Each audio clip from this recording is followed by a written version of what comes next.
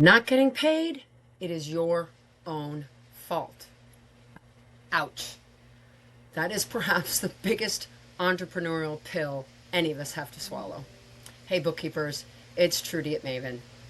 Let me tell you something I learned the hard way, and I mean hard. You set the tone for the relationship, not your clients, not the market, you. When a client ghosts you, ignores your emails, pays weeks or months late, guess what? You allowed it.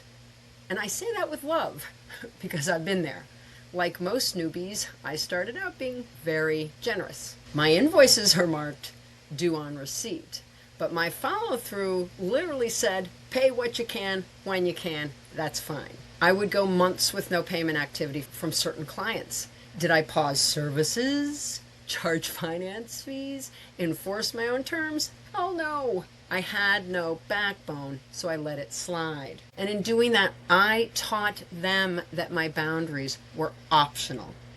Here's the danger. Once you've set the tone of over-accommodation, it gets really hard to redirect. Because the longer you allow it, the more awkward it feels to suddenly start enforcing what should have been your standard all along. But in all honesty, mutual respect isn't requested, it's reinforced.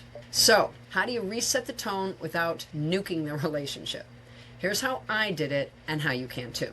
1. Acknowledge the gap and your own role.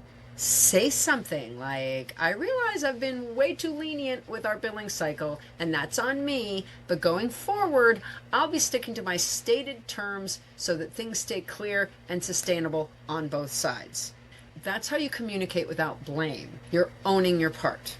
Secondly, reissue expectations in writing. Send a clean, firm message that includes when the invoices are due, what happens when they're not paid, when services will be paused, if applicable, and how communications will flow. Keep it neutral, keep it tight, and do not apologize for being professional.